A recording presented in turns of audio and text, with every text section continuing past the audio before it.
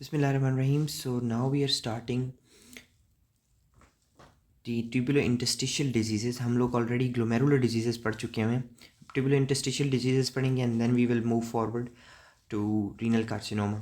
So acute kidney injury क्या होता है? ठीक है, acute kidney injury and chronic kidney injury में पहला डिफरेंस ये होता है किडनी फंक्शन का लॉस होना within few days. It is called as acute kidney injury. On the other hand, अगर chronic होगा तो उसमें gradual loss of renal function होगा over a period of time, more than 3 months at least. ठीक है. So acute renal failure का सबसे बड़ा cause क्या है? acute kidney injury. अब acute kidney injury जो होता है वो basically दो main mechanism से होता है. या तो ischemia हो रहा होता है या toxically जो tubular cells होते हैं, tubules क्या है हमारी proximal convoluted tubules, ठीक है, loop of Henle, distal convoluted tubule and collecting ducts, इनके एपिथेलियल सेल्स का डैमेज होना. ठीक है. सो मैंने कहा कि एक कॉज हो सकता है कि इस्कीमिया हो एंड सेकंड मैंने कॉज कहा कि डायरेक्ट या इनडायरेक्टली टॉक्सिक मेटाबोलाइट्स होते हैं, टॉक्सिसिटी हो जिसकी वजह से बेसिकली ट्यूबुलर सेल्स जो होते हैं वो डैमेज हो रहे होते हैं. अच्छा, अब इस्कीमिया. ठीक है, इस्कीमिया कैसे होगा? या तो ब्लड वॉल्यूम ही कम हो जाए बॉडी में. ब्लड वॉल्यूम कैसे हो जाए? हेमरेज हो जाए, ठीक है, या बर्न्स, डिहाइड्रेशन, डायरिया वगैरह की वजह से सेप्टिक शॉक हो जाए पेशेंट को, या कंजेस्टिव हार्ट फेलियर. अब कंजेस्टिव हार्ट फेलियर में बेसिकली ब्लड तो बॉडी में बहुत होता है लेकिन पंप नहीं कर पा रहा होता हार्ट. तो हार्ट पंप नहीं कर पाएगा तो किडनी तक नहीं पहुंचेगा. जब किडनी तक नहीं पहुंचेगा तो उसकी वेस्कुलेचर से उसके सेल्स तक ब्लड नहीं पहुंचेगा. ब्लड नहीं पहुंचेगा तो सेल्स जो होंगे वो डेड हो जाएंगे ऑफ कोर्स. ठीक है. या फिर ऐसा हो कि कोई वेस्कुलर इंजरी हो, ऐसी वेसल जो इनको सप्लाई कर रही हैं, इन सारे सेल्स को सप्लाई कर रही हैं, ठीक है, ट्यूबुलर एपिथेलियम को सप्लाई कर रही हैं या ट्यूबुलर सेल्स को सप्लाई कर रही हैं, उनके अंदर कोई प्रॉब्लम हो, जैसे वेस्कुलाइटिस हो जाए. ठीक है, माइक्रो कैपिलरी वेस्कुलाइटिस है ना, माइक्रोस्कोपिक पोलियंजाइटिस, मैलिग्नेंट हाइपरटेंशन हो, हाइपरटेंशन की वजह से भी ब्लड सप्लाई कॉम्प्रोमाइज्ड हो जाती है, या फिर डेसिमेंटेड इंट्रावेस्कुलर कोगुलेशन हो. ठीक है, ये सारे कॉजेज़ अल्टीमेटली करेंगे क्या कि ये इस्कीमिया कॉज करेंगे. इस्कीमिया होने की वजह से क्या होता है? एक तो होती है वेजोकंस्ट्रिक्शन. ठीक है, ऑफ कोर्स आपको पता है ना, इस्कीमिया होगा, किडनी तक ब्लड नहीं पहुंचेगा तो किडनी के जो सेल्स होते हैं वो क्या करेंगे? सेंस करेंगे कि हमारे तक ब्लड नहीं पहुंच रहा, स्पेशली ग्लोमेरुलर के cells, and then they will release renin angiotensin. ठीक है, रेनिन एंजियोटेंसिन पूरी बॉडी के अंदर क्या करा देगा? वेजोकंस्ट्रिक्शन. जब वेजोकंस्ट्रिक्शन होगी ताकि ब्लड को कंपनसेट किया जा सके. ठीक है, समझ आ रही है बात की. अब वेजोकंस्ट्रिक्शन होने की वजह से GFR भी कम होता है बेसिकली. ठीक है, सिंपल वर्ड्स में जब ब्लड कम होता है, ब्लड कम आएगा किडनी तक तो GFR भी कम होगा. अब GFR कम होगा तो ऑफ कोर्स फिर क्या होगा? फिल्ट्रेशन जो होगी वो कम होगी. ठीक है, सिंपल वर्ड्स में ब्लड कम, GFR कम, GFR कम तो फिल्ट्रेशन कम. ठीक है. सेकेंडली, जब ब्लड नहीं पहुंच पाएगा तो इस्कीमिया होगा, और इस्कीमिया होने की वजह से क्या होगा? ट्यूबुलर सेल्स जो होंगे वो डेड होना शुरू हो जाएंगे क्योंकि इनके पास न्यूट्रिशन, ऑक्सीजन नहीं मिल पा रही होगी. ठीक है, तो उसकी वजह से सेलुलर इंजरी होगी. दैट मे बी रिवर्सिबल अगर जल्दी से ब्लड फ्लो वापस नॉर्मल हो गया, और that it could be irreversible जिसमें नेक्रोसिस हो जाएगा if it is prolonged.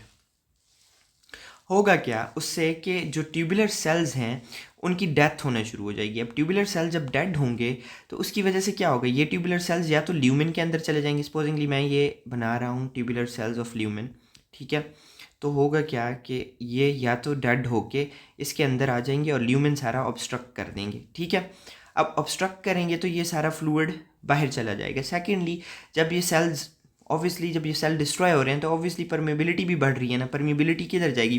Fluid किधर जाएगा? इंटरस्टिशियल स्पेस में. ये जो सारी स्पेस है इसमें चला जाएगा. अब आपको पता है कि एक नॉर्मल सी बात है कि अगर एक जगह से फ्लूइड ने दूसरी जगह पे जाना है तो उसके लिए एक बैरियर होना ज़रूरी है, प्रेशर ग्रेडियंट होना ज़रूरी है. जहाँ पे भी प्रेशर ज़्यादा होता है उधर से प्रेशर कम वाली चीज़ की तरफ आता है ना. नॉर्मल सी बात है. एक यहाँ पे एक कंटेनर है जिसमें प्रेशर ज़्यादा है और इसमें कम है तो फ्लूइड किधर आएगा? जिसमें कम है ऑब्वियसली. लेकिन अगर आप लीकीनेस यहाँ से बढ़ गई है और इंटरस्टिशियम में बहुत ज़्यादा फ्लूइड आ गया तो इंटरस्टिशियल प्रेशर बढ़ जाएगा. या फिर क्या होगा? इंटरस्टिशियल प्रेशर बढ़ने की वजह से क्या होगा? बैक फ्लो होगा. किडनी के नेफ्रॉन के अंदर बहुत ज़्यादा फ्लूइड एक्यूमुलेट होना शुरू हो जाएगा. अब GFR कैसे होगा? GFR नहीं हो पाएगा ना. ब्लड ने हमेशा हाई प्रेशर से लो प्रेशर की तरफ आना होता है. अब अल्टीमेटली जब इधर बहुत ज़्यादा फ्लूइड इकट्ठा हुआ होगा नेफ्रॉन के अंदर तो ये पुश बैक करेगा बजाय GFR लेने के। समझ आ रही है ना बात की? तो फिल्ट्रेशन जो होगी वो ख़राब हो जाएगी, ठीक है। So this could be the other mechanism, ठीक है। यही बात बताई, वेजोकंस्ट्रिक्शन हुई, GFR कम हो गया। सेकेंडली ट्यूबुलर सेलुलर इंजरी हुई जिसकी वजह से फ्लूइड जो होगा वो इंटरस्टिशियम में चले जाएगा। इंटरस्टिशियल फ्लूइड इंटरस्टिशियल फ्लूइड बढ़ने की वजह से इंट्रा ट्यूबुलर प्रेशर बढ़ जाएगा और वो GFR को अपोज करेगा, ठीक है। अच्छा, ये तो मैंने आपको बता दिया एस्कीमिया के लिहाज से। सेम मैकेनिज्म ही चलता है, या फिर ये किस तरह से हो सकता है, इसकी एक एस्कीमिया बताया था और दूसरी चीज़ बताई थी टॉक्सिक मेटाबोलाइट्स, ठीक है। अब टॉक्सिसिटी किससे हो सकती है? एंटीबायोटिक्स, जेंटामाइसिन, ये क्या होते हैं? नेफ्रोटॉक्सिक होते हैं, फार्मा में पढ़ा हुआ है। पॉइजन्स, हैवी मेटल्स जैसे कि मर्करी, लेड, ठीक है, सिस्प्लाटिन, ये एंटी कैंसर ड्रग होती है, कीमोथेराप्यूटिक।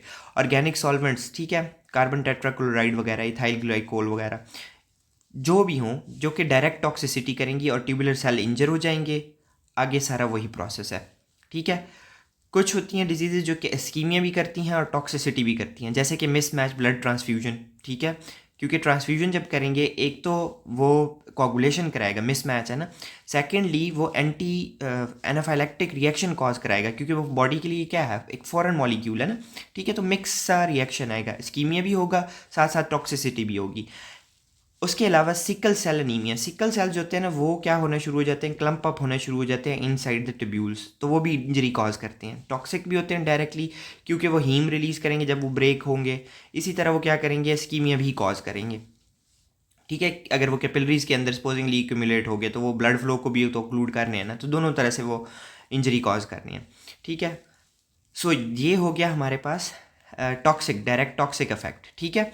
थर्ड होता है जिसमें हमारे पास कोई ऐसी चीज़, सपोजिंगली यूरिन ने बनना है, ठीक है, किडनी से, कलेक्टिंग डक्ट से बनना है, ये proximal converted tubule, loop of Henle, collecting ducts, ठीक है। इससे इसने रीनल पेल्विस में जाना है, ठीक है, रीनल पेल्विस में जाना है। सपोजिंगली यहाँ पे रीनल पेल्विस है और इधर से किधर जाना है, यूरेटर के अंदर जाना है, ठीक है, ये होता है ना। अब सपोजिंगली यहाँ पे ऑब्स्ट्रक्शन है, यहाँ पे कोई ट्यूमर है या फिर स्टोन है, ठीक है, किडनी स्टोन है। तो अब क्या होगा, फ्लूइड बैक फ्लो करेगा। फ्लूइड क्या होगा, पीछे की तरफ इकट्ठा होना शुरू हो जाएगा, अल्टीमेटली इनके अंदर इकट्ठा होना शुरू हो जाएगा, ट्यूब्यूल्स के अंदर इकट्ठा होगा, ठीक है। और यहाँ पे प्रेशर ज़्यादा हो जाएगा। जब यहाँ पे प्रेशर ज़्यादा होगा तो GFR कभी भी ट्रांस ग्रेडियंट नहीं मेंटेन कर पाएगा ना, ठीक है। ग्रेडियंट नहीं होगा ना, क्योंकि इधर भी प्रेशर अब बहुत ज़्यादा हो गया हुआ है। तो हमेशा फिल्ट्रेशन कहाँ से होती है, लो प्रेशर से हाई प्रेशर की तरफ, हाई प्रेशर से लो प्रेशर की तरफ, ठीक है। तो यहाँ पे तो अब ऑलरेडी हाई प्रेशर है, तो यहाँ से फिल्टर होके नहीं आएगा। अल्टीमेटली क्या होगा, ये भी क्या करेगा, GFR कम कर देगा और क्या होगा, ओलिगोयूरिया होगा, ठीक है। ओलिगोयूरिया का मतलब क्या होता है कि less than 400 ml per day. Normally urine कितना प्रोड्यूस होता है, 1200 से 1500, ठीक है, इतना प्रोड्यूस होता है लेकिन पर डे। लेकिन अब क्या होगा, ओलिगोयूरिया होगा। जब ओलिगोयूरिया होगा तो उसकी वजह से क्या होगा, सारे मेटाबोलाइट्स जो होंगे पीछे, जैसे कि नाइट्रोजनस मॉलिक्यूल्स होंगे, यूरिया होगा, क्रेटिनिन होगा, बहुत सारी चीज़ें जो होंगी वो बिल्डअप होना शुरू हो जाएंगी, ठीक है। अच्छा, अब मैंने ये आपको इस तरह पढ़ाया है कि आप ये जो मैंने कॉजेज़ बताए हैं ये याद कर लें, ठीक है। जो ब्लड फ्लो अक्सर कम होता है या इस्कीमिया कॉज करने वाली ये चीज़ें हैं, ये प्री रीनल कॉजेज़ हैं। आप यहाँ पे देख लें, कोई भी चीज़ें ये प्री रीनल हैं, ठीक है। दूसरा जो है, जो कि इंट्रारीनल है, जो टॉक्सिक कंपाउंड्स आएंगे वो डायरेक्ट ट्यूबुलर इंजरी कॉज करा रहे हैं ना, तो वो इंट्रारीनल कॉजेज़ हैं, रीनल सेल्स के अंदर आके कॉज करा रहे हैं इंजरी।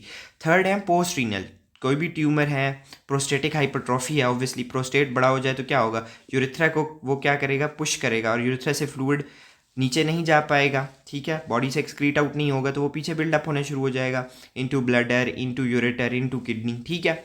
तो ये पोस्ट रीनल कॉजेज़ हो गए। तो आपका इसी एक फ्लो चार्ट से पोस्ट रीनल, प्री रीनल सारा एक ही हो गया है, ठीक है। अब ये है लैब्स के लिए, ये आपके मेडिसिन के लिए इंपॉर्टेंट है। पैथो में आप ना भी याद करें तो इट्स फाइन, लेकिन आपको पता होना चाहिए।